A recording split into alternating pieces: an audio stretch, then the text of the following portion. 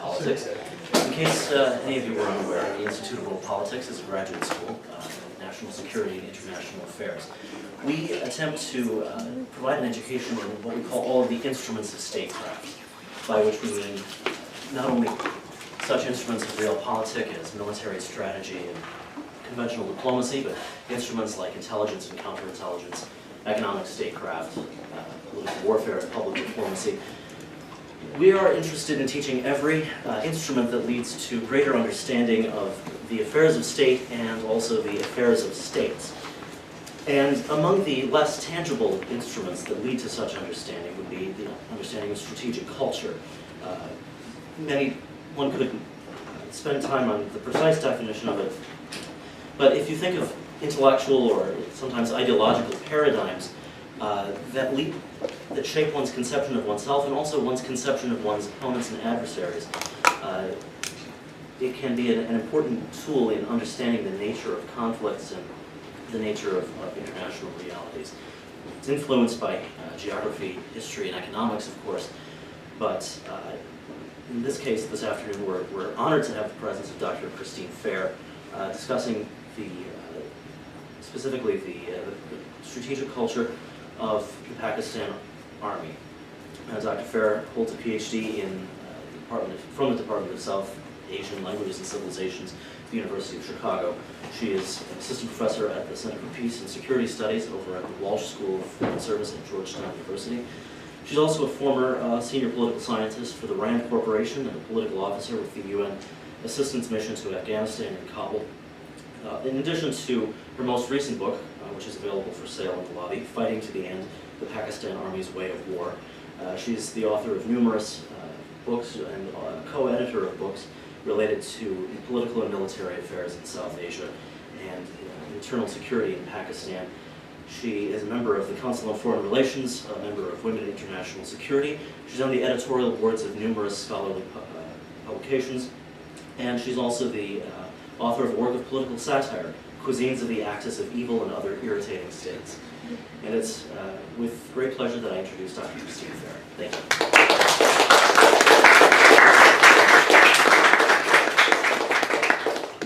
Thank you for that lovely introduction. And actually, about the cookbook, it is political satire, but it's also a real book. I cut my finger off when I was, and it manicures very well, but my advice to you is do not drink and blend.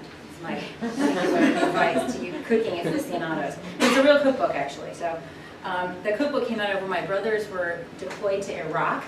Some of you look really young. You may not have remembered those dark days, but you are not a patriot if you oppose the war, and so me and my colleagues would sit around and we came up with the Cuisines of the Axis of Evil dinner party circuit. So the book I worked on when my brothers were deployed. They're back. I'm not happy to report that they don't like any of the food that's actually in the cookbook. But anyway, so this present effort is many, many years in the making. Many of you do not know me, but if you did, you would have known that I have far fewer gray hairs than I do at present. So I've been working on the Pakistan Army in various capacities since 2000. And I come to this not as a political scientist. My PhD was actually in the humanities. And so I'm asking a political science-y question, but the tools and the methods and the data that I bring to bear are really drawn from my training as someone who worked with texts in the humanities. But the one thing that appeared to me as I continued to engage Pakistan is that it pursues policies that really are not working for it. And in fact, these policies haven't been working for Pakistan in a very long time.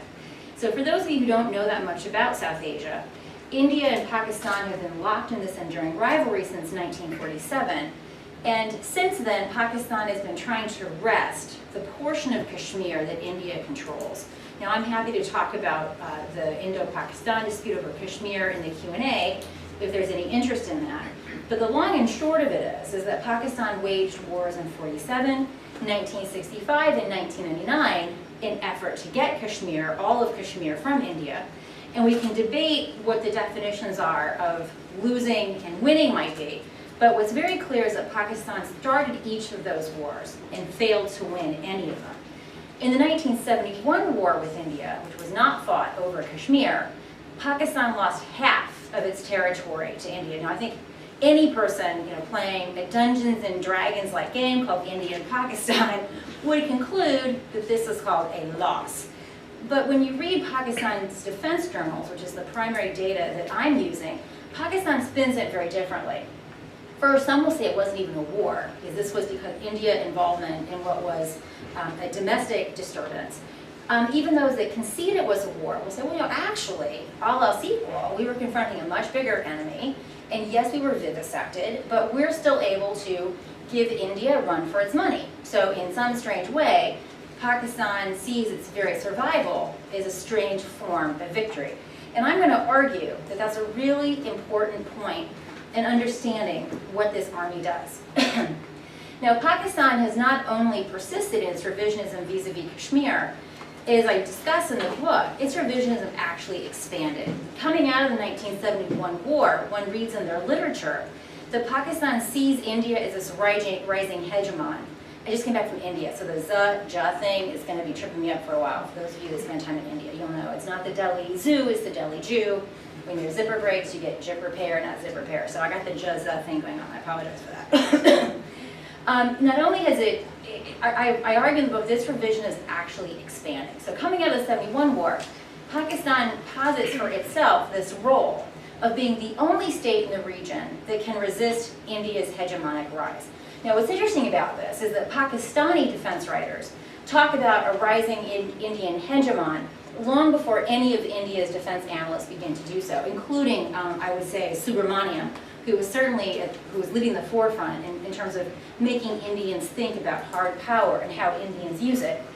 So not only has this revisionism, I would argue, widened, the tools that Pakistan has developed, principally jihad under the nuclear umbrella and relying upon a variety of international partners like the Americans, the Saudis, and the Chinese, I would argue that these tools are actually endangering the very viability of the state itself. So for those of you who are watching Zarb-e-Azam, which means the great blow, referencing the sword of Muhammad, I would call this Zarb-e-nonsense for a number of reasons that I'm happy to discuss and which I wrote about for a piece in War on the Rocks.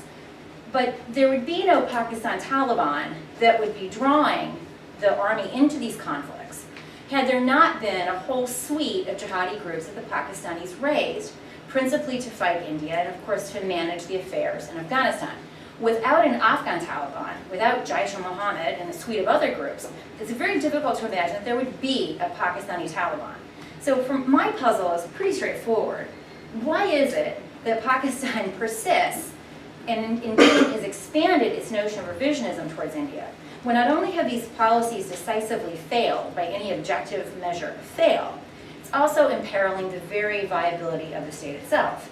What political scientists would expect, again, going back to this notion of game rationality, and if we had a board game called India and Pakistan, anyone who got the Pakistan role would really be in trouble because there's not a lot of good options. You would just fold. And that's actually not a joke, right? Any 14-year-old playing the game of India and Pakistan, given Pakistan's options, would have folded a long time ago. I'm not remotely being facetious, right? This is the conundrum.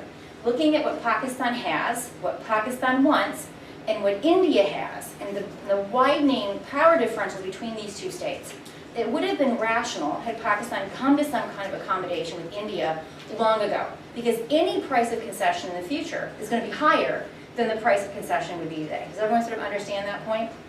Okay. So one of the things that I come out at is, and I'm a kind of a fan of Monty Python, is that Pakistan is the Black Knight. Any Black Knight fans? Right? No Black Knight fans? Okay, you get it, sir. So Black Knight, he's there. He has his arm cut off. He has his other arm cut off. His legs are cut off, but he's still going after it. His response to having his arms cut off, it's just a flesh wound. And at the end of this whole episode, it's just a little head bobbling through the forest, telling his adversary to come back and take his ankle biting like a man. So in some sense, Pakistan is like the Black Knight of international relations. It just doesn't know when it's had its arms and legs cut off, and all that remains is this very willing, biting head bobbling around in a helmet. And so to put it more formulaically, Pakistan has a very different notion of defeat, right? Just as the Black Knight wasn't defeated as long as he could hobble through the forest, Pakistan is not defeated as long as it can continue to resist India's rise. So in other words, Pakistan doesn't have to defeat India. It simply has to prevent India from doing that which it perceives India wants to do, which is to become a regional hegemon and in fact a global player. So in this sense, Pakistan's kind of like an international insurgent, right? An insurgent doesn't have to decisively defeat the counterinsurgent. The counterinsurgent has to decisively defeat the insurgent. The insurgent only has to prevent the counterinsurgent from exerting their will over the territory that's in dispute. So this is, for me, a key insight about why Pakistan is continually able to put up a fight with India, even though it has very few chances of actually prevailing minimally, much less maximally. This was sort of explained to me in different terms in 2000 when I was doing an analysis of the Kargil War. By the way, the anniversary of the Kargil conflict just passed. It was fought in 1999. Former Chief of Army Staff of Pakistan explained to me, it just seemed like, dude, I mean, again, going back to the 14-year-old playing the India-Pakistan board game, what were you thinking? Because you had no chance of ever winning this. And just putting the facts on the paper should have deterred any rational person from undertaking what became very clearly a fiasco with very long-lasting consequences for Pakistan and its security competition with India and U.S. relations with both of these countries. But he put it to me very bluntly. He said, look, we're never going to achieve what we want to achieve, but to simply give up is to be defeated by India. So we are always going to take a calculated risk because doing nothing is defeat. So this is another way in which he was expressing this idea that they don't have to defeat India. They just have to be able to get up, dust some stuff off, and start all over again. So the conventional wisdom about Pakistan, which I take some issue with in the book, actually a lot of issue with, is that Pakistan persists in this revisionism. Its desire to resist India's certainly uneven, but over the long horizon, certain rise, with the logic that Pakistan is a security-seeking state. In other words, Pakistan is inherently insecure, it has real reasons to be insecure, and that there's some magical suite of policies, carrot sticks, maybe a certain number of F-16s, a certain number of handouts in terms of economic assistance, military assistance, that will make Pakistan all of a sudden feel secure. And then it will put down the jihadi assets, the India-Pakistan dispute relaxes, and thereby extension, so does Pakistan's interference in Afghanistan, because this conventional wisdom holds that Pakistan's obsessed with India because it's an insecure state, and it's worried about India encircling it, and therefore what it does in Afghanistan principally cues from India. And this gives rise to, every so many years, with new presidential teams either campaigning for power or coming into power, to some notion of a grand bargain. I mean, many of you in your lifetimes remember Colin Powell announced that Kashmir was the most dangerous place in the world. Colin Powell was very interested in solving the Kashmir dispute. Of course, Obama, when he was campaigning, did the same thing. He appointed Holbrooke. Initially, he was supposed to be the special representative to Afghanistan, Pakistan, and India, and the Indians put the kibosh on it, said if you do that, you won't get a visa. And so rather than getting into that whole mess, they just made him the special representative for Afghanistan and Pakistan. So SRAPI would have sounded far less, I think, amenable than SRAP in any event. But this is, I'm going to argue, a really dangerous line of thinking. Because one, it legitimizes Pakistan's claims to Kashmir, right? When we say that we need to intervene and force some sort of solution, what we're essentially saying, since India is the status quo power and Pakistan's revisionist power, that Pakistan's claims to Kashmir are legitimate. And I argue in the book that this is absolute to, use a British term, poppycock. So it has an instrument of accession. There's an accession instrument that says, I, Maharaja of Kashmir, accede to India. Now, this accession instrument turns out to be a very problematic argument for both Indians and Pakistanis, because Junagadh also wanted to accede to Pakistan. There was an instrument of accession, but India said no way. Similarly, when Pakistan says that the the instrument of secession for Kashmir is not binding and illegal, you could make the same argument about the instrument of secession of the Khan of Kalat in Balochistan. So this secession argument, neither India nor Pakistan have a clear legal or moral ground to stand on when they resort to these secession arguments. So I'm focusing my argument exclusively on Kashmir. There was nothing in the terms of partition that said Pakistan was supposed to have Kashmir. Pakistan will frequently cite the UN Security Council Resolution 48, which calls for a plebiscite. And for those of you who have the chance to look at this video of this event I did at the Heritage Foundation, you will see Exhibit A, a Pakistani fellow who gets up, "Madam, how about that plebiscite?" "Yes, sir, have you read the plebiscite?" The answer is no. I have never met a Pakistani who has ever read the text, and I mean never met a Pakistani until I've made them read them. The plebiscite language is actually incredibly clear. The first condition was that Pakistan had to demilitarize Kashmir to the satisfaction of a body appointed by the UN that was never convened. Conditioned upon that happening to the satisfaction of this body that never manifested, India was supposed to demilitarize. However, it was allowed to have a minimum force required for defense, because remember, Pakistan was the one that started the 47-48 war. And then contingent upon both of these things happening sequentially, then there was to be a plebiscite. Well, most Pakistanis don't ever read this, because if they did read it, they would know that their claims for a plebiscite would actually force them to criticize their own government, who violated the very first terms, the very first item of that three-step sequence that would eventually lead for a plebiscite. And of course, Indians would argue the plebiscite's been overtaken by events. So I argue that when we talk about Americans needing to use its statecraft and tools of foreign power, tools of national power to intervene in this dispute, we're actually legitimizing essentially Pakistan's use of terrorism to wrest territorial concessions from India. So this idea that Pakistan is a security-seeking state draws from the work of Charlie Glazer, who makes a distinction between security-seeking states and ideological states. And what I argue is that Pakistan is an ideological state. One thing I want to point out before I elaborate this argument is that you could say that Pakistan's demands in Kashmir are security-driven, right? After all, you have the Indus waterheads that are in Kashmir.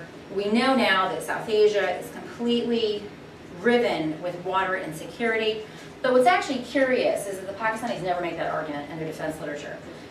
There was a brief period of time when General Kiani came to DC and in closed-door meetings was parroting this idea that, oh, we're so worried about water, that's why we need Kashmir. What he was actually doing is what Pakistanis are very good at, which is parroting American concerns to American think tank audiences. I actually think it was Steve Cohen that had introduced the idea of water security being transformative.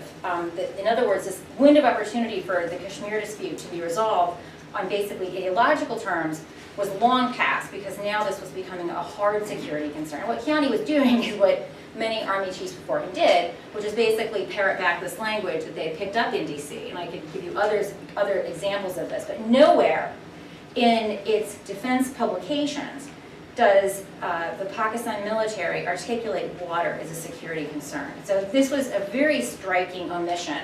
And I kept note of that as I looked through the 6 decades of Pakistani military journals and other publications that are the data source for this project. So I argue in the book that it's an ideological state. And I make this argument by examining what you could call the strategic culture of the Pakistan Army. In the book, there's a somewhat lengthy description about strategic culture. So I thought it was actually quite interesting how political scientists made a whole lot of hay out of complicating a basic truth. To someone who works on text, we take for granted that text and the production of text, the consumption of text, the reproduction of text contribute to a shared culture. So for example, if I were to tell you that perhaps one of the most important contributions to Hindi literature was the British, you might look at me like I was insane. Well, why is that? The British developed dictionaries, the British standardized the grammar so that their sahibs could learn the language to control the population, right? And so once you had dictionaries and once you had grammars, you had the publication, and of course you had the introduction of print capital, you had this mass dissemination of what became a Hindi a popular genre of Hindi literature. And I could go through this sort of articulation going through many of India's languages. So this is from someone who comes at South Asia from the point of view that texts matter. I thought that the political scientists, objection to this was actually quite strange.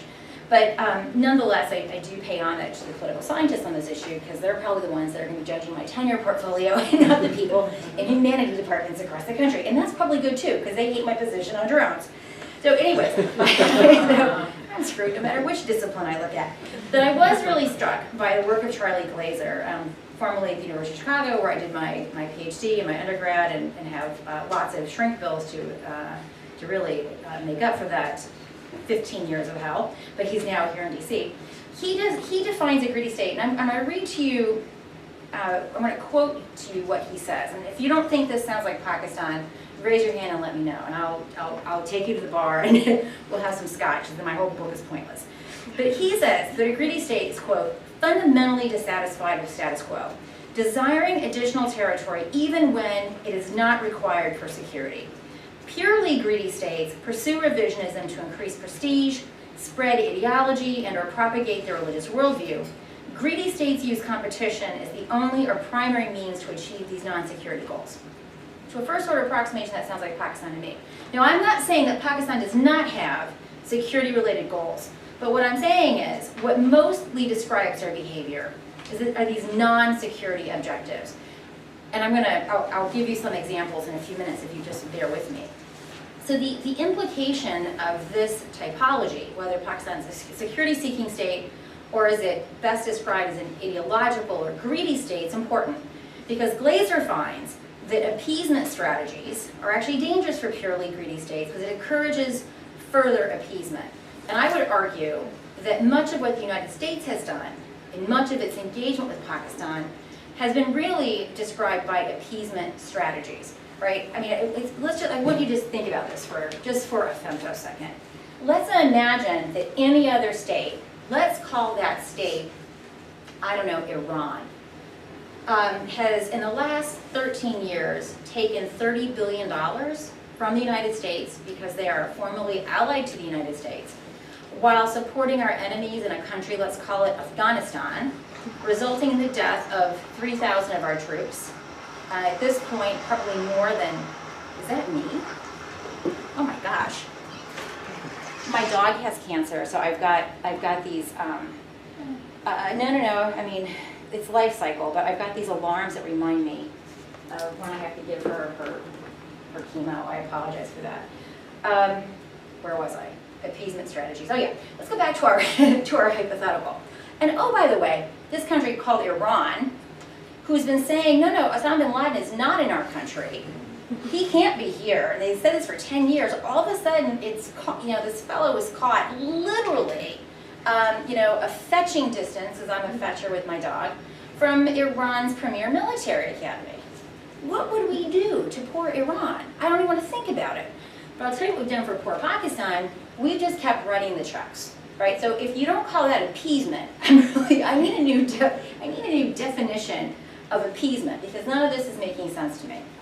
Okay, so what are the data by which I sort of induce or come up with this idea of Pakistan's strategic culture? So as I indicated in my opening remarks, I'm a person who thinks texts are important. The production of text, the consumption of text, the circulation of text are important. And so what I primarily relied upon was not interviews. I spent a lot of time in Pakistan. I've been going there since 1991. I speak Urdu, I speak Punjabi. Until very recently, before I was blacklisted, I could put on a shalwar kameez, hop on a bus and go anywhere. I had no constraints, I didn't travel with security.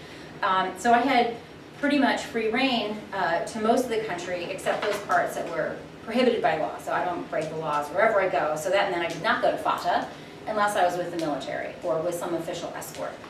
But what I did find is that in those official interviews, what you primarily got was, I'll give it the correct word, lies, right? So you have to sort of understand how Pakistan works. For me to meet any sort of military official who is going to be allowed to meet with me, they are going to be briefed very, very extensively. And they know they're briefed quite well. Anyone who goes to these dog and pony shows at the National Defense University, where we have these different Pak Mil delegations, you will have seen this. There's a couple South Asians in the room. A couple South Asians. Who knows the difference between a bandar and a langur? All right, so if you go to India, and I love this, if go to India, ordinary monkeys are called bandars. And there was a time when in the South Block and North Block, which is where the Ministries of Defense and Ministry of Interior and the MEA is housed, monkeys were running around. They were taking files. India thought that the Chinese had trained the bandars to abscond with these files. And there was even a fellow, I think he was the deputy mayor of New Delhi, that was tossed out of the window ostensibly by a bandar. So in classic Indian ingenuity, how do you deal with an obstreperous monkey? You get a bigger monkey, and that's a langur. And so India has introduced this lovely idea of the langur sena. So every once in a while you'll see this fellow on a motorcycle with a langur who's riding just like this behind him, hanging onto his handler, sometimes with a chain, sometimes not. That's the langur. So the analogy that I use for these poor fellows that go to the NDU and meet with people like me, they're just ordinary bandars. But there's always a langur in the room. And the langur in the room is the ISI. So if any of these bandars step out of line, those fellows will not be brought on another boondoggle because they have gone off their rehearsed speaking points. So the langur bandar thing is not racist, it's referring to the ways in which you deal with a monkey who's misbehaving as you get a bigger monkey. So whenever you go to these things, there's always some ISI handler. And this is really important because if that ISI handler weren't around, maybe that person would actually say something that was interesting. But instead what you get are pretty much rehearsed talking points which are laced mostly with nonsense. On the few occasions when the langur hasn't been around, I have heard them say very interesting things that really diverge from the talking points. I remember in 2000, when I was doing work on Kargil, there was a Shia, I believe he was a major, who pulled me aside in the National Defense University Library, then it was the National Defense College, and he said, you really have to look at the Shia issue. For those of you that don't know the background of this, the Pakistanis said that Kargil was caused by a bunch of mujahideen running across the LOC and seizing Pakistani territory.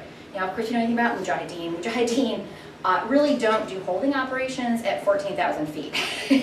Logistically, that's a little bit hard for a mujahideen organization. It turns out it was very hard for the Northern Light Infantry as well, because they were logistically overreached. And so what happened is they kept coming to these ridges. They would report back to the FCNA, which was the headquarters controlling the operation. They would say, what do you see? I see nothing. And they said, keep going forward. And so they started out fairly concentrated, but as they progressed up and over the ridge line, they became very dispersed. It became very logistically difficult to sustain them.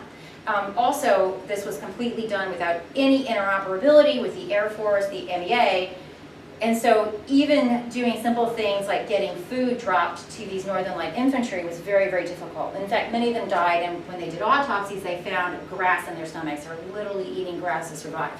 Why is this important? The Northern Light Infantry mostly draws from Shia in the what was called Gilgit-Baltistan, which is, which is Gilgit-Baltistan, that's what it's called now. Yet, Pakistan was saying that this was being conducted by Sunni Mujahideen. So this fellow pulled me aside and he said, you don't understand how pissed off we are that our Shia boys are dying and all the laurels are going to these Sunni Mujahideen. And it turns out that this was actually an issue within the military because there are a lot of Shia in the army and obviously within the NLI.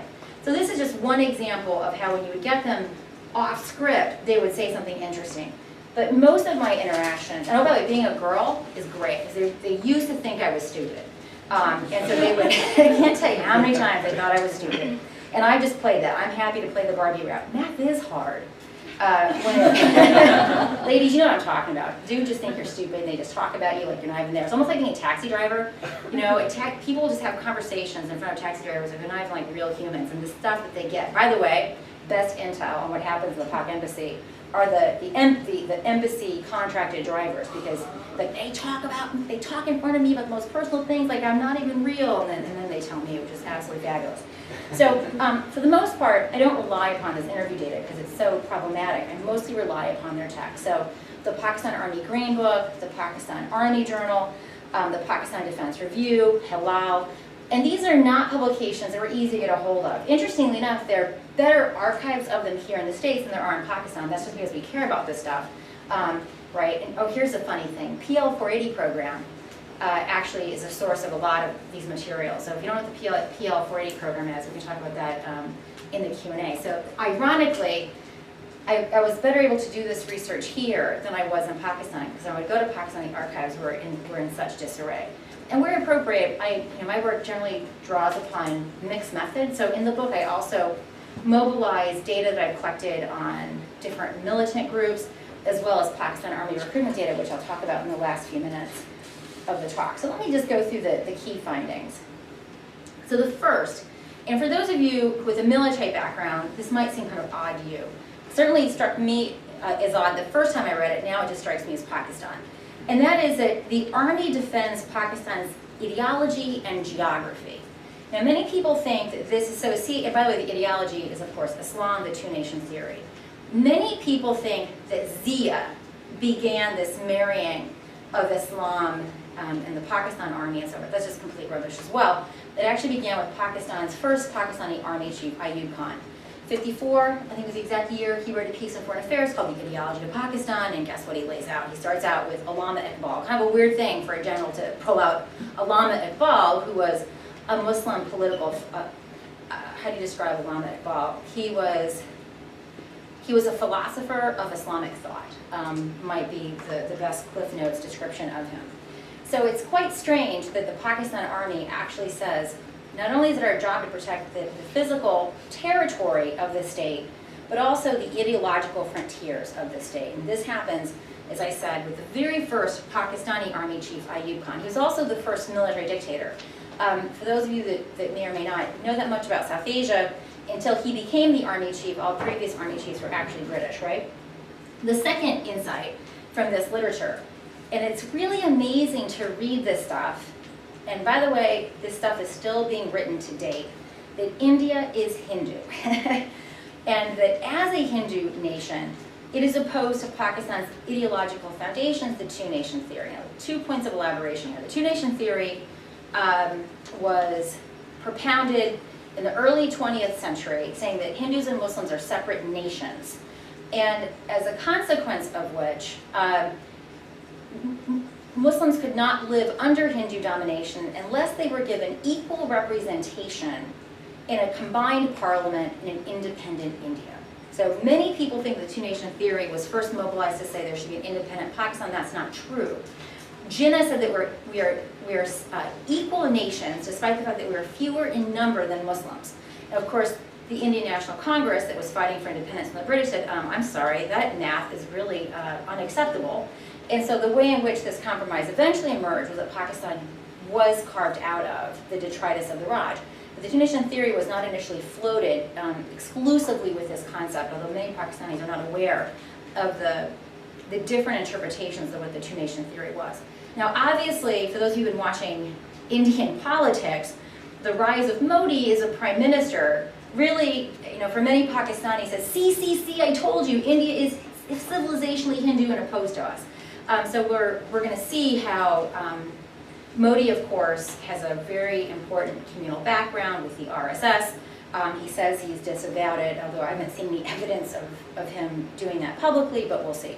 But in any event, that's an interesting wild card, is how Modi is going to pursue policies with respect to Pakistan, because even though his party has this communal mooring, it is also much more embracing of realpolitik, and India embracing hard power, and also economic liberalization. So whether or not Modi is going to be able to shed the communal robe that the BJP has is a different question. But what is certain to happen, in my view, is that the realpolitik policies that India adopts to manage Pakistan will be read in Pakistan as further evidence. See, I told you, India is Hindu and civilizationally opposed to us.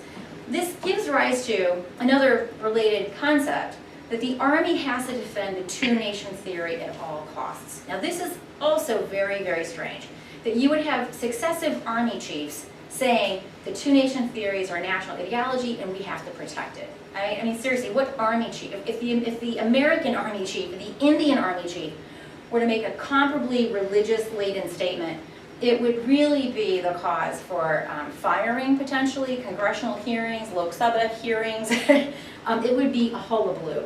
But yet this is quite normal for Pakistan's army chiefs. And the reason for this is important. As I said, Pakistan's legal the basis legally for Pakistan's claim to Kashmir are quite tentative. But it's a two-nation theory upon which Pakistan's claim to Kashmir resides. And after all, K in Pakistan is allegedly the K for Kashmir. So what you see in the Pakistan Army discourse is that if we let go of the two-nation theory, we're not even a state worth presiding over anymore, because at that point we're just essentially a lousy, shabby version of India. So the Pakistan Army invests so much effort in the two-nation theory. It's also important because the Army and also Pakistan's civilian, political, and bureaucratic elites have chosen to use this notion, this highly stylized notion of Islam, to dampen or to temper Pakistan's various sectarian as well as ethnic disputes. So for example, what's going on in Balochistan episodically, what's happening in Sindh, we're all supposed to be good Muslims. Now this is a really bad idea in 1947 because like 25% of Pakistan's population was Hindu. So it's kind of hard to incorporate this relatively large Hindu minority into a state building process that basically excludes you because you're not Muslim. I'm happy to talk about how that in many ways contributed to the loss of East Pakistan in 1971, because most of Pakistan's Hindus were ethnically Bengali, and so Bengalis were disadvantaged by the state for many, many reasons, but certainly the pursuit of the two-nation theory and Islamism as a tool of state building disenfranchised the Bengalis, but also Muslims as well, because many in West Pakistan thought that the Muslims of East Pakistan were not real Muslims, because they had been cohabitating with Hindus, and the thing, it would not be polite discourse for me to give you quotes of the things that the West Pakistanis said about their fellow citizens in East Pakistan. Perhaps the cleanest version I can give you is that they were frequently called black bastards, and in addition to the other similar racial epithets. The other thing, which I've already talked about, is the idea that the army has to resist India's rise. To consent to Indian domination is for Pakistan the real definition of defeat. And so this means that you can look at the 1965 war and you can say, well, gee, it may have been a draw at some sense, although the Indians certainly could have prosecuted to Lahore and delivered a decisive defeat. But from the Pakistan's point of view, that's really not relevant, because even after 1965, they were still able to get up and continue to resist India's rise. And in fact, after 65, as I describe in the book, that's when they begin pursuing a nuclear weapon with considerable vigor. And this gives rise to what becomes the most important set of tools that Pakistan has to prosecute this revisionist agenda. And that is jihad under an expanding nuclear umbrella. Now, many people think that Pakistan got into the jihad business, well, depending on who you talk to, some will say 1989, when the Soviets withdrew, and you had at the same time an indigenous uprising in Kashmir, basically stemming from Indian mismanagement of Kashmiri political grievances, as well as active malfeasance such as manipulating elections. And that the Pakistanis took this as an opportunity to take some of these battle-hardened but now unemployed militants from Afghanistan and swing them over into Kashmir. Others will say Pakistan got into the jihad business in 1979 when the Soviets invaded Afghanistan. Some would even say that they got into this business in 1947. By the way, that's me, because the first thing that Pakistan did as it was becoming an independent state was to launch with various levels of state and eventually national support this campaign to wrest Kashmir at that point, the situation in Kashmir was such, you had this Maharaja of Kashmir, he preferred to be independent, he had a standstill agreement with both states. Pakistanis were enraged about communal violence, they were also afraid that the Indians would eventually get Kashmir, or worse, the Maharaja of Kashmir wished to remain independent. This would be a very big problem because it would be yet another nail in the coffin of two-nation theory. So what Pakistan did, starting with provincial support from what was then the Northwest Winter Province and the Punjab, sent a bunch of Lashkars to Murad. And as the Marauders were getting close to Srinagar, the Maharaja of Kashmir said, India, help, and India said, fine, but sign this instrument of accession. So you could make an argument that Pakistan has been in the non-state actor business since 1947. And I think the evidence for that's quite clear. If you think that I'm just a Pakistan basher, pro-Indian tool, I encourage you to read, and I'm happy to give the citation for any of you that would like it. a piece by Shuja Nawaz in India Review about Pakistan's first war. Shuja Nawaz, of course, is the brother of Asif Nawaz, who was an army chief who was widely believed to have passed away due to a toxic combination of liquor, Viagra, womanizing, and a treadmill. But those are just rumors. There's no hard evidence for that. In any event, what's interesting in Pakistan's evolution of jihad strategy really came when the Americans began training the Pakistanis. Remember, from 1954 onward, we were formally allied through CETO, which is the Southeast Asia Treaty Organization, and CENTO, the Central Treaty Organization. Point of interest, the US was never a formal member. We had observer status. That's really important if you want to push back on some of Pakistani's misconstructions of those treaty arrangements. But what is certain is that we began training them. We brought them to schools here. We went to schools there. We went to Quetta. We went to the NDC. And we were interested in training them to be partners with us in counterinsurgency. That in the same period, if you begin reading Pakistan's defense journals, they were actually concluding from our doctrine how to wage insurgency. Now, the language that they used, and by the way, they actually have checklists. This is what we need to wage insurgency in a terrain that, gee, looks an awful lot like Kashmir. So you'd have to be pretty daft to sort of miss what was going on with some of these articles. So the language that they were using in the 50s and the 60s, reflective of the time, was guerrillas war. We need to have a people's army. This was the sort of language they were couching this in, but the concept was the same. They spent a lot of time discussing infiltration. And for those of you who know things about who are familiar with the Pakistani operations in Kashmir, they spend a lot of time on infiltration.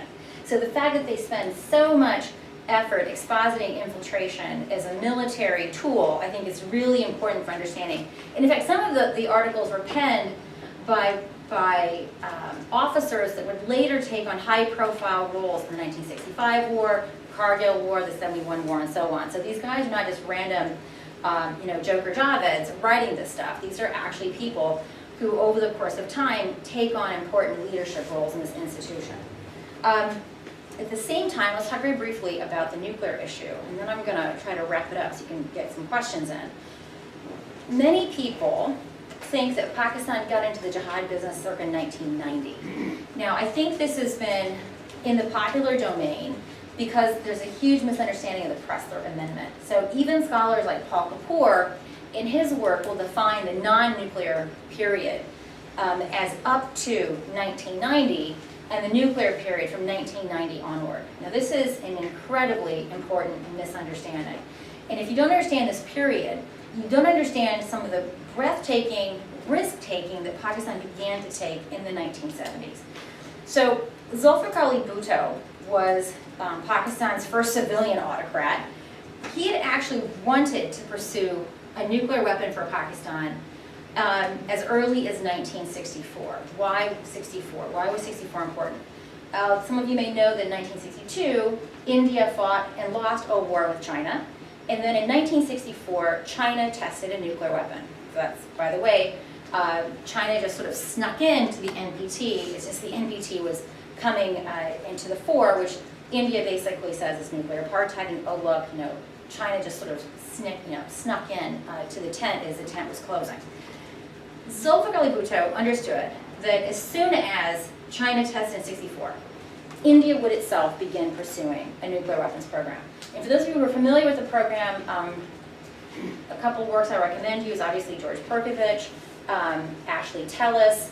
Idi Abraham has a very different way of approaching the historiography, and that is that while Nehru was perhaps opposed to nuclear weapons, the founding father of India's nuclear weapons program, Homi Bhabha, was not. His idea was, let's have the capability and we can decide later. Let's not do anything that would preclude us from having the capability.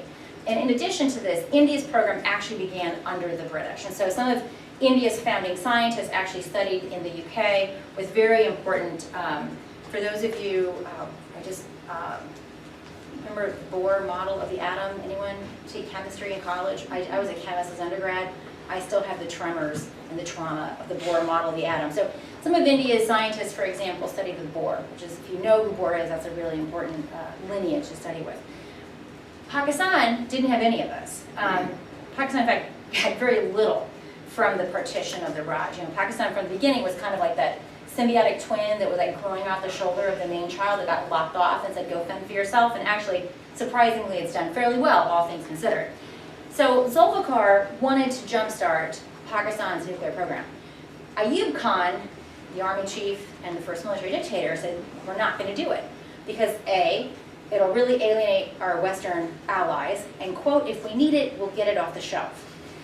So now obviously you can tell from Pakistan's defense literature that there was much more support for Zulfikar Ali's position than there was for Ayub Khan's position. But in a military regime, there wasn't much space for him to actually make good on what he understood to be a strategic imperative until the 1971 war. 71, in that war, the army was still running the country. It was a fiasco. They lost half the territory and half the country. The army was reviled. If you want a really good read about the general in charge, Yahya Khan, I recommend you the Hamid Rahman Commission report. It details, it's kind of like the Pakistani Star Report, for those of you who are old enough to remember that. Appendices B and C in a chapter called The Moral Dimension, it lists all of the women with whom he engaged in extramarital affairs. It did I refer to them by the name and rank of their husbands. Begum Wing Commander so-and-so, Begum Div Commander so-and-so, and sometimes these ladies appeared in multiples. And it was the assessment of the Hamid Rahman Commission, which was this judicial commission, that even at the height of the war, Yahya Khan could not be rousted from his drinking and cavorting with women of, quote, indifferent repute to be briefed upon the war. So the army came out of that really looking like a ramshackle organization, and Zulfikar Ali Bhutto emerged from that as Pakistan's primary political leader. He became first the chief martial law administrator and eventually the prime minister. And under him, he galvanized Pakistan's nuclear program. It was under him, actually, that A.Q. Khan was put into the service of the state to go and engage in fairly widespread espionage to help kickstart this program. He even says as much in his autobiography, If I'm Assassinated, and for those of you who know the outcome, spoiler alert, he was assassinated, that when he inherited the program, they were decades behind India for reasons I noted, and at the verge, when the coup actually took place, and he's writing this from his prison cell, Zia took over from Zulfikar Ali Bhutto in 1977, he writes that as the coup was taking place, we were on the verge of developing a nuclear weapon. Now, many people for many years thought that this was poppycock, but we now know that in fact he wasn't wrong. That as early as 1980, and certainly at the outer bound 1984, Pakistan had a large crude nuclear weapon that it could have pushed out of a transport aircraft if it needed an extremis. Now, why is this important? So, 1979 was the first time the United States sanctioned Pakistan for nuclear proliferation. We did it in April 1979. Why is that an important date? What happened in 1979? Lots of good stuff. What? Yes. And so this is a really interesting counterfactual to one of the most interesting and annoying myths that Pakistanis like to say. They like to say that the Americans suckered them into our jihad. Well, it's just not true. I mean, you can say it, but it doesn't make it true. Actually, in 1974, when King Zahir Shah was ousted by his cousin Dawood, and Dawood began implementing pro-Soviet secularization regimes, the Islamists began fleeing to Iran and to Pakistan. It was in 1974, under Zulfikar Ali Bhutto, that Pakistan set up the ISI cell. If you think, again, I'm just this anti-Pakistan hack, I encourage you to read a book by General Arif, working with Zia. General Arif worked with Zia, and he also worked with Zulfikar Ali Bhutto, and he was there as a witness to setting up of this ISI cell to manage Afghanistan. So by the time the Soviets crossed the Amu Darya, all of the main militant groups that would eventually become allies with the United States, Saudi, and Pakistan were already in formation. Pakistan supported these groups with its own assets until the United States finally entered the war. Now clearly, we had no idea that we were going to be needing to work with these fellows if in April we sanctioned them, because those sanctions meant that security assistance was illegal, right? So this was a very big inconvenience that we put upon ourselves. So why is this important to explaining Pakistan's behavior?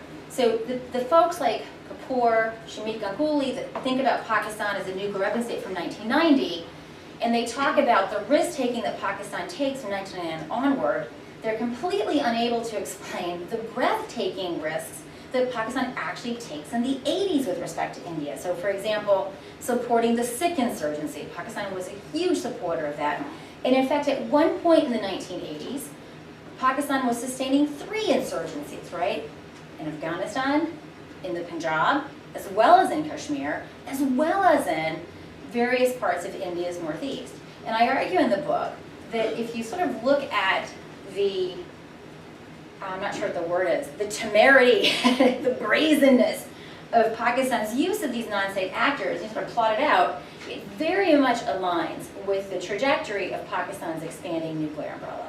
So what does this mean for US policymakers? So, you know, it's hard for me to be incredibly optimistic about this place. As the power differentials between India and Pakistan continue to expand, Pakistan is even less capable of achieving its gains conventionally. So in other words, Pakistan's non-conventional assets, Jihad under the nuclear umbrella, become ever more important. If you have any doubt about that, I encourage you to take a look at Pakistan's pursuit of tactical nuclear weapons, what they actually call battlefield nuclear weapons. This is actually a pretty genius strategy, because not only are Pakistan's nuclear weapons intended to coerce India, they're also intended to coerce us, right? So whenever there's a terrorist attack launched in India by a Pakistan proxy, we call up the Indians and say, please don't do anything, please don't escalate, Pakistanis go crazy, right? So we actually sit on the Indians. And this is an important part of Pakistan's strategy because it shields them from bearing the full costs of their policies, right? Because we're basically giving the Indians an out from escalating by us putting pressure on them. The Pakistanis know that as long as they have this specter of the Islamist barbarians at the nuclear gate, we are never going to leave with our checkbook, which I think explains why we've continued to put up with persistent outrages from the Pakistanis. Because at the end of the day, we really are too afraid to let go, right? So the Pakistanis know that we know that when these weapons are in their garrison, they're fairly safe.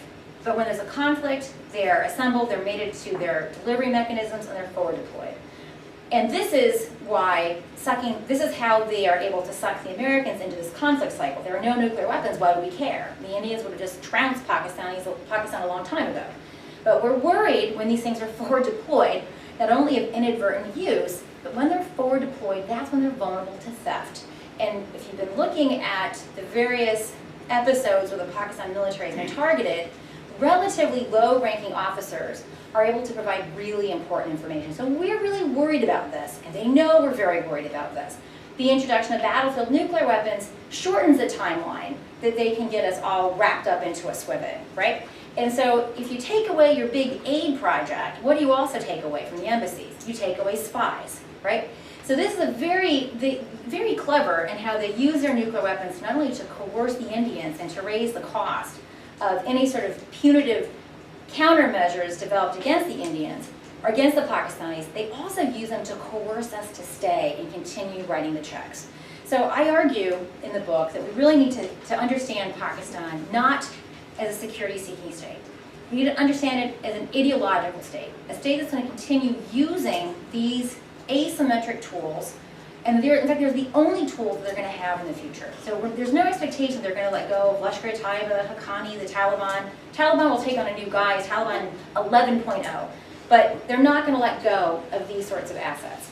And so the Americans are going to have to come to some really hard decisions. Do we want to continue putting Pakistan, what I call on methadone treatment, right, where we basically put in these infusions, or maybe a better analogy is putting money in the parking meter. Well, I mean, that would be great if we actually got time on the meter. Or do we have to really think about a different set of policies that takes for granted that Pakistan is going to become more dangerous, not less? And I actually argue, perhaps not as strongly as I would have, but it was an academic book, that we really need to think about what it means to contain not only the threat that Pakistan poses, but possibly even think about containing Pakistan itself. And with that, I will shut up. How do you want to manage? Ladies and gentlemen, if you wouldn't mind introducing yourselves and stating your affiliations prior to asking your questions. Are you all bored into submission? Hi, my name is Liz Whitfield with the Extension Center South Asian Program. And I'm curious if you think that there's any potential for changing the strategic culture within the Pakistan Army, particularly, are there efforts that could be made, not necessarily by the government, but by anyone to change the strategic culture among a rising generation of, military officers within the Pakistan Army? That's a good question. I spent a whole chapter on this in the book. Just for the purposes of brevity, I didn't go into it here. So the RAND Corporation, I spent a lot of time on military manpower. My brother's a military recruiter, so I've seen in many ways how the U.S. Army's culture has changed. Like, for example, I remember 1993, my brother and I had the worst fight we ever had that didn't involve weaponry, where he said, "We're not going to have gays in the military. I don't want some dude looking at me naked in the shower." And I mean, it was a terrible fight. My brother's in the military, of course, but he's actually now a recruiter. So when my brother became a recruiter, guess who he didn't care was gay anymore? If the person was in boots, he could get into the military, he didn't care anymore. He's now a very firm, and probably because his sister is so mean, he says, "Well, somebody should have recruited you." He even argues for having women in combat roles, provided they can actually do the job.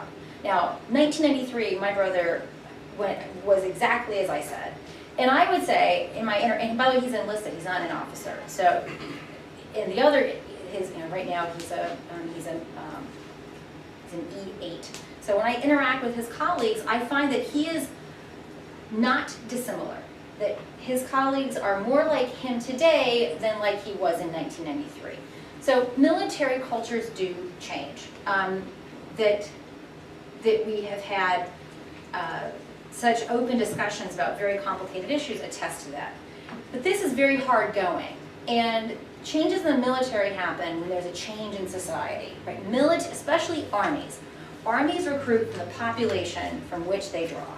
And so if there's a huge disconnect in what the recruiters will call the target market, right? Because at the end of the day, we, like other militaries, recruit children. Like my brother signed the line at 16. So you're not just selling the kid, you're selling the parent.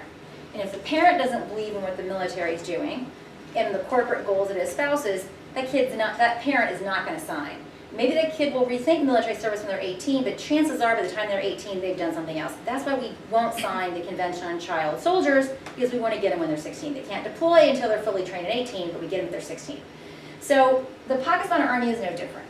So what this really means, and which I talk about in the book, is that this ideology of the Pakistan Army, that Islam and the two-nation theory is the founding logic of the state. This is also shared by many Pakistanis. And the problem with this is there's this particular instrument called the Objectives Resolution, which basically said that Pakistan will be ordered, Pakistan's laws will be ordered per the laws of Allah. It said a lot of other things. But when you have a piece of legislation and it became the preamble to Pakistan's constitution, what you did was that you created a permanent role for religious entrepreneurs to redefine what's Muslim enough and who's a Muslim, right? So all the sectarian nonsense, I would argue, stems from the way in which Pakistan has developed a state. This ideology is completely imbricated in Pakistan's curriculum, in Pakistan's media. So for Pakistan's military to change, there has to be a change within the people, right? People have to say, I really don't like being prepared for a perennial war with India. I really would like to have you not have all the hogged up resources, I'd like to have some education maybe. And you don't really see ordinary folks taking on these calls. And there's a chicken-egg problem because the military itself has governed Pakistan directly and indirectly for most of its history.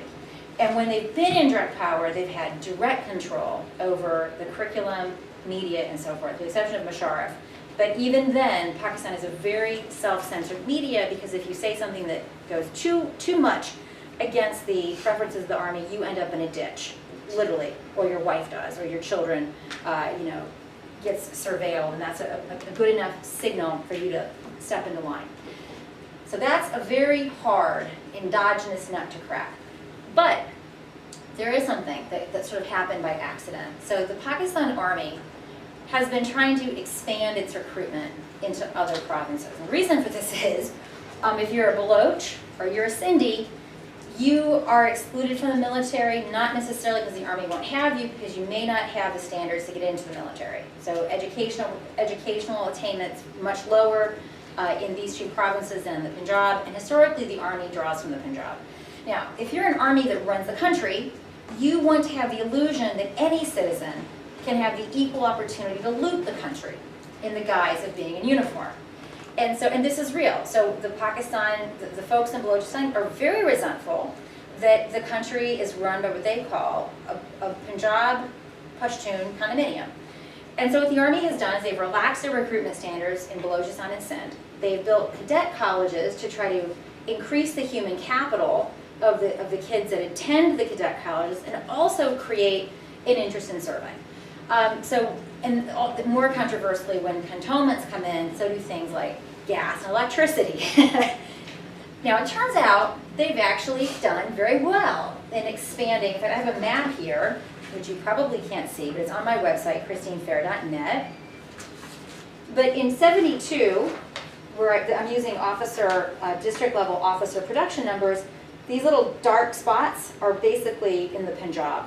By the time we get to 2005, the last year for which I have data, almost every district is producing officers. Okay, so you say, well, maybe they're just recruiting Punjabis in Balochistan. Well, it turns out, even if they are, it won't matter. Because I also have survey data. And my survey data shows that people in the Punjab, whether Punjabis or non-Punjabis, are they look very similar, their views about jihad, civil military relations, the role of Sharia. Punjabis who are in Balochistan look nothing like Punjabis in the Punjab. So what this means is that the Pakistan Army doesn't have a free lunch. That the Pakistan Army is doing this. I want you to think about this for a second. They claim that they're on a perennial war footing with India, right? And we can discuss whether or not that's a valid assumption, but that's how they operate.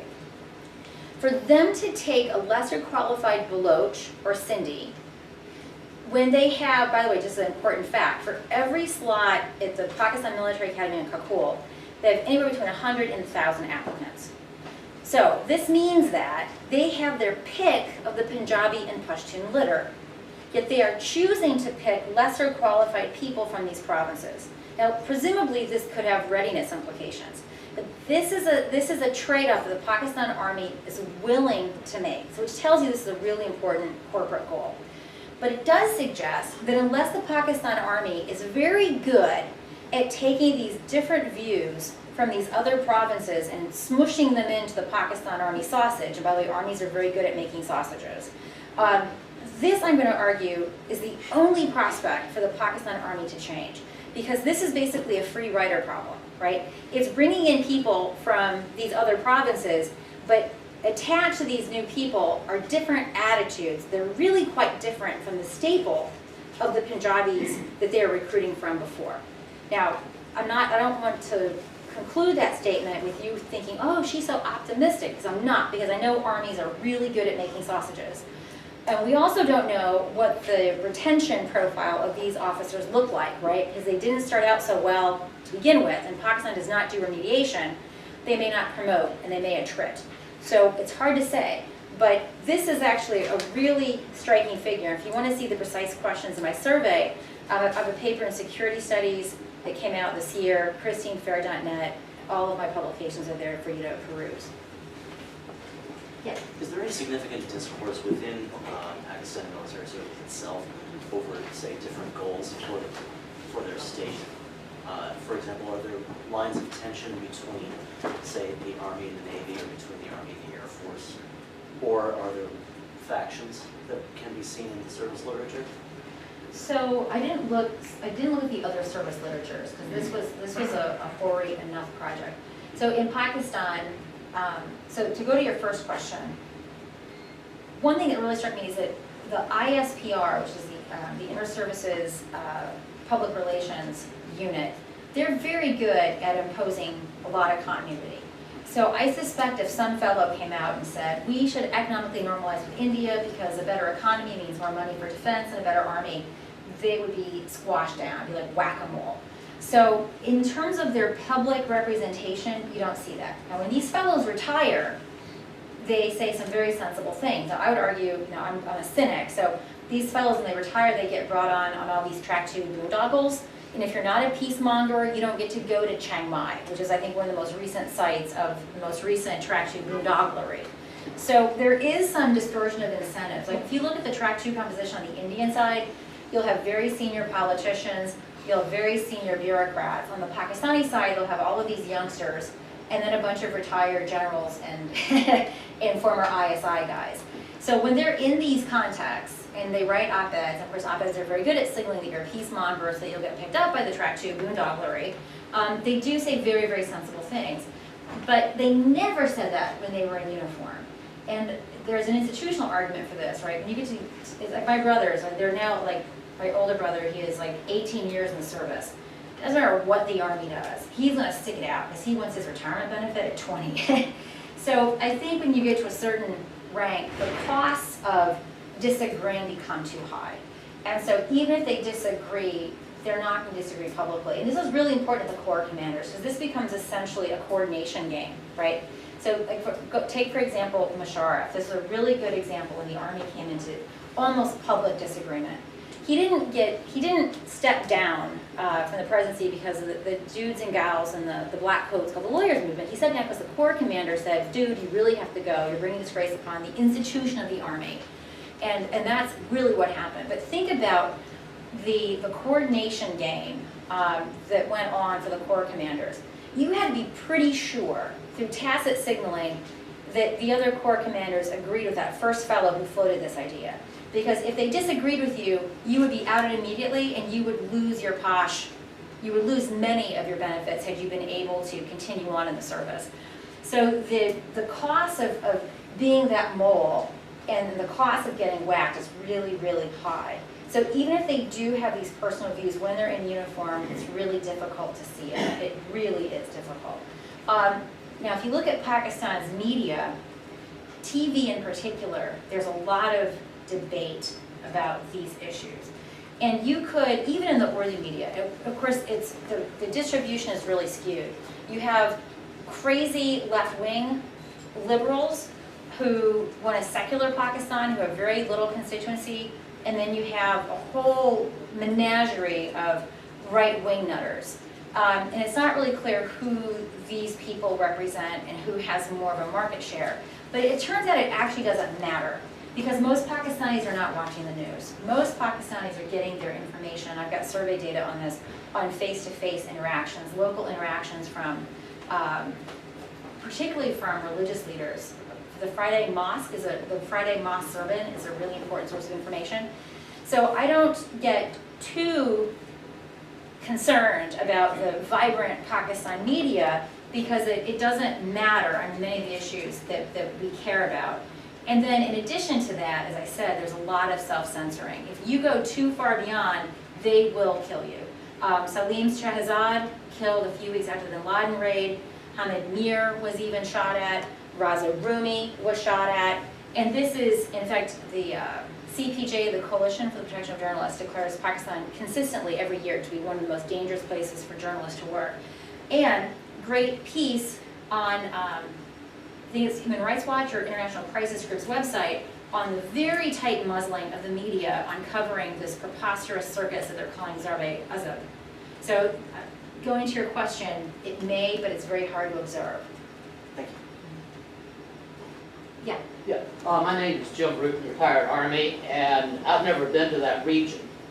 But looking at it from a distance, it seems to me that the Pakistan Army is not particularly good at counterinsurgency. They take humongous casualties whenever they go into Fata, and Baluchistan has been restive, and I'm not sure they're handling that with too much finesse. Would you comment on the counterinsurgency skills, although there's brute suppression of the Pakistan Army? Okay, so first of all, they only use the word counterinsurgency when they're talking to Americans with checkbooks, right? They use the word low-intensity conflict. I think that's not just a verbiage distinction. That is about a philosophy on how you handle these different conflicts. Now, the Pakistanis have a different philosophy about how they manage different conflicts within Pakistan. I think as a general statement, one of the interesting puzzles is that they handle their domestic, that is to say asymmetric threats conventionally, but they manage their conventional nemesis, India, subconventionally or asymmetrically, right? So think about that. So they are using F-16s in North Waziristan right now. And they're claiming with precision there are Avogadro's number of terrorists killed. How in the world would they know this when they're using F-16s? But there's a very big distinction to be made between Islamist insurgents and Baloch insurgents. Baloch insurgents are ethno-nationalist for the main, although there's been, because of the intermixing and the cohabitation of Islamists and Baloch nationalists, you will have young people saying, why is Che Guevara our hero? Was he a Muslim? I mean, so these are real discussions that are taking place among young Baloch separatists. But because they do not accept Islam as a founding ideology of the state, and in fact don't want to be a part of the state at all, they will absolutely use every tool of force to crush them. In the 70s, under Zulfikar Bhutto, they used helicopter gunships that we had actually given them. So we have very frequently been complicit in their war crimes through the provision of our weapon systems to the Pakistanis and obviously the money. Most Americans don't realize this. We were also complicit in the genocide in '71 because Kissinger and Nixon broke our law our law to provide them with military assistance that was actually prescribed under the ban of assistance following the '65 war. So when they've engaged in these insurgencies, these counterinsurgency or actually low-intensity conflict, the Americans have generally supported them, and we support them in every way, shape, or form because the idea is that we think that any threat to the state's bad. And we turn a blind eye to what Pakistan does. Leahy Amendment, you don't see that being slapped on Pakistan with one exception. So with Balochistan, they will go at every single with every tool of national power to kill the Baloch. And they get away with it because they're almost always doing this at a time when they're important. Now, what's the deal with Zarb-e-Azam? Now, this is really important to understand. The Pakistan and Taliban, the Pakistanis will say, are committing terrorism in Pakistan. How can we support terrorism when we're a victim of terrorism? But you'll notice that Zarb-e-Azam looks an awful lot like a similar operation in 2010 in South Waziristan. They gave the residents, including the militants, the terrorists, the miscreants, or what I want to call them, about 5 months of warning. So any insurgent worth his Chinese knockoff Air Jordans had long absconded. And so one has to ask, what in the world are they doing? Well, Senator Levin put in a rider to the Defense Reauthorization saying if they don't conduct an operation in North Waziristan, they're going to get part of their coalition support funds dinged. There's another reason that explains the timing of this whole circus, and that's Afghanistan. So I was an election observer.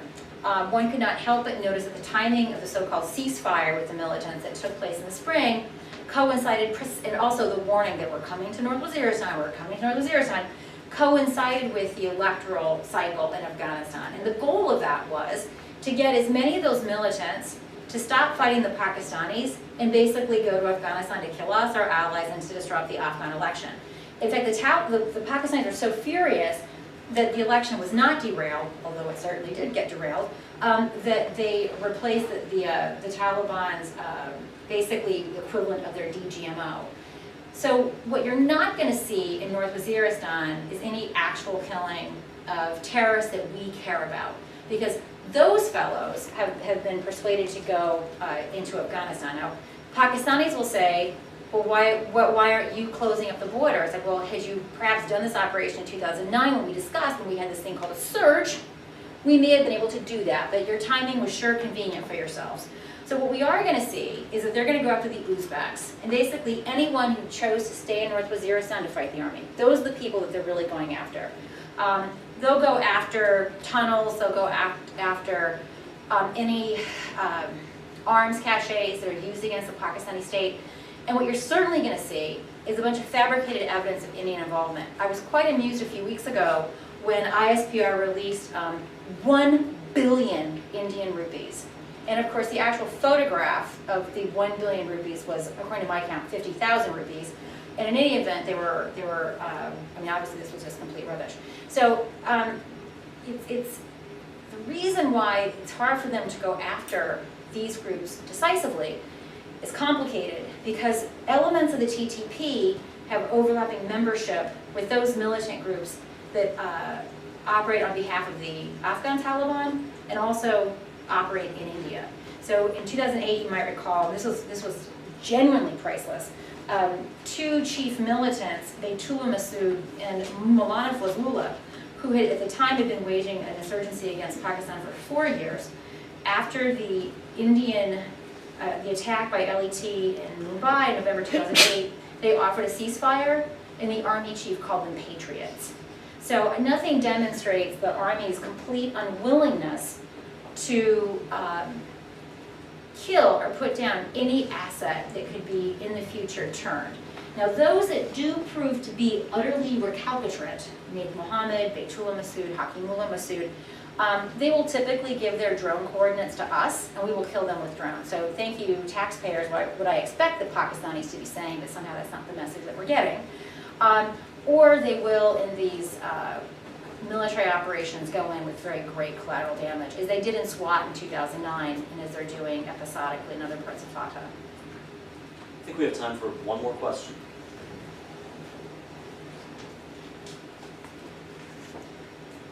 Yes? But being born from the same British tradition, why the difference politically between how the Indian Army has evolved since 1947 and the Pakistani Army has evolved since 1947?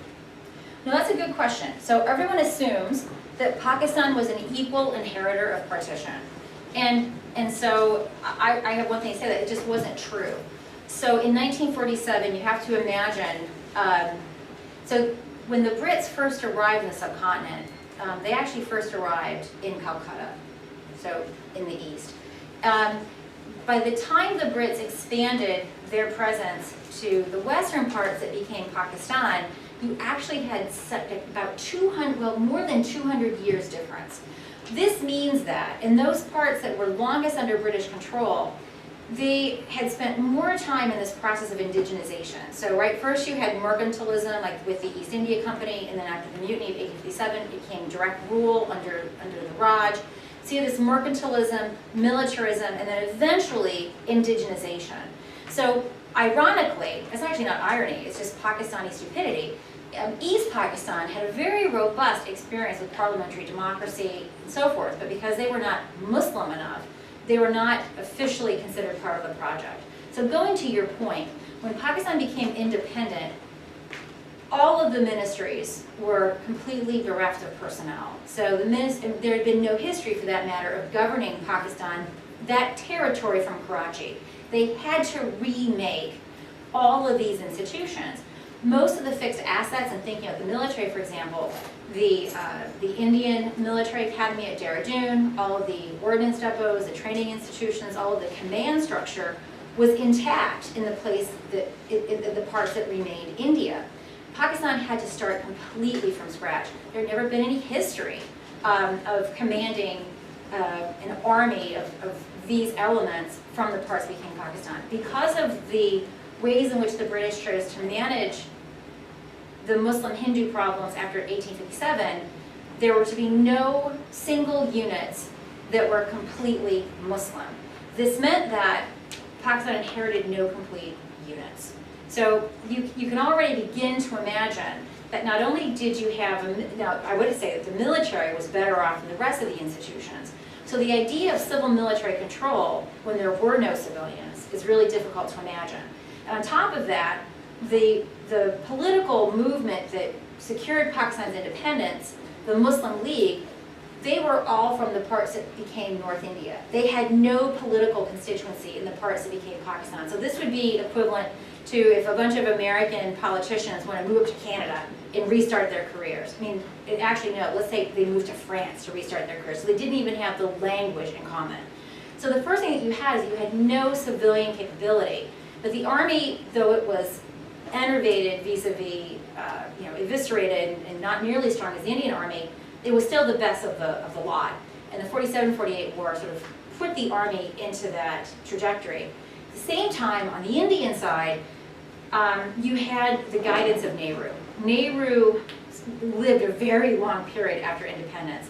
In contrast, Jinnah died immediately after independence. His successor was assassinated. And so you never have this political cohesion, this political, this sort of political vision. Nehru, on the other hand, decided that the army was not going to be the main institution of India. he was very suspicious of the army because it was a collaborating force. After all, the Brits with a bunch of white dudes didn't control the entire subcontinent. It was through the Indian through the Indian army, right? And so the Indian army doesn't really prove itself to Nehru until the 47-48 war. And so even to this day, the Indian military, there is no chief of defense staff, there is no high-ranking position for military personnel, sort of apex decision-making structures. And so to sort of sum up your question, it was a combination of very different inheritances from the process of the Raj. In Pakistan's case, you had a political independence movement, but no political party. It never became a political party, and it couldn't both build the state and build itself as a political party. So you didn't have the civilian-military coherence. In India, you had very strong civilian control of the military. So what I in general, was just sort of say is the premise of the question. It comes up a lot, but when you sort of think about it, they really weren't equal inheritors of that sort of British institution, except in a bad way. Something I will point out to you is that it was the British that had envisioned this concept of strategic depth. So I want you to think about if you were in the Pakistan army, you have a fraction of the Raj's resources, but you inherit actually the most dangerous part of the threat frontier. And in fact, the entire British army in South Asia was generally geared towards fending off this Russian threat. And I think that also gives you some insights as to how the Pakistan army sort of imagined its role in this nation state. Like, holy cow, you know, when we were a unified India, we only had to worry about this threat. But now with a fraction of the resources and a beaten up army and a non-existent state apparatus, now we have to worry about this threat frontier that we learned about during all of our training from the British, but now we have this very active threat frontier from the India. And just putting yourself in their shoes and thinking about this, I think, should give people some insight into this sort of neuralgic concern that Pakistan has about India and about Afghanistan. Dr. Fair, thank you very much Thank you. for your remarks.